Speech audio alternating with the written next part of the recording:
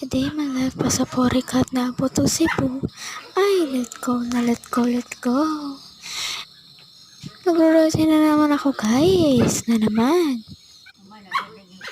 Yan. Yung naniprin ako din. Ang dark. Saraduhan ko na din, guys. Cortina. Wag na lang, ah. Routine. Nanay ko.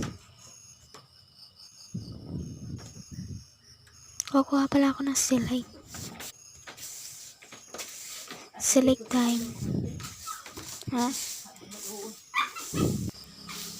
Okay, select muna ako, guys. Then, yung switch, pinunta ko na ito dahil natumba niya yung kurintiyan palampa.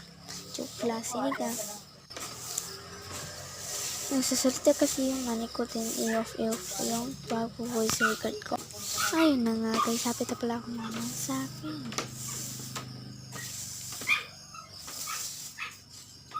Select time. Ayun na nga, guys. May na pala ako ng silig. Yeah. Finish ko na yung sukasat sa pork avocado. Then, 18 bali. And that's my face. That's the thing. So, guys. Ayun na nga, guys. Tapos na ako sa ako tayo. Ito, nandiyan kasi ako sa loob ko lang. Alam ba ito yung kinikilig na lang.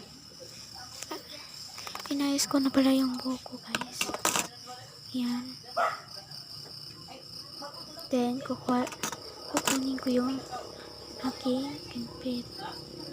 Ang batik naman ako, guys. Ayun na nga, guys. Ito na pala yung face ko. Nga po, recapta ko. Pal. Joke lang. Yan, guys. Routine agad naman. Kasi wala naman ako magagawa. I-routine ko na lang yung sarili ko. Uy. Yan pala yung tatiri ko. Yan. Yan kasi. Ay, hindi pala. Yan. Ayun na nga, guys. Bye-bye.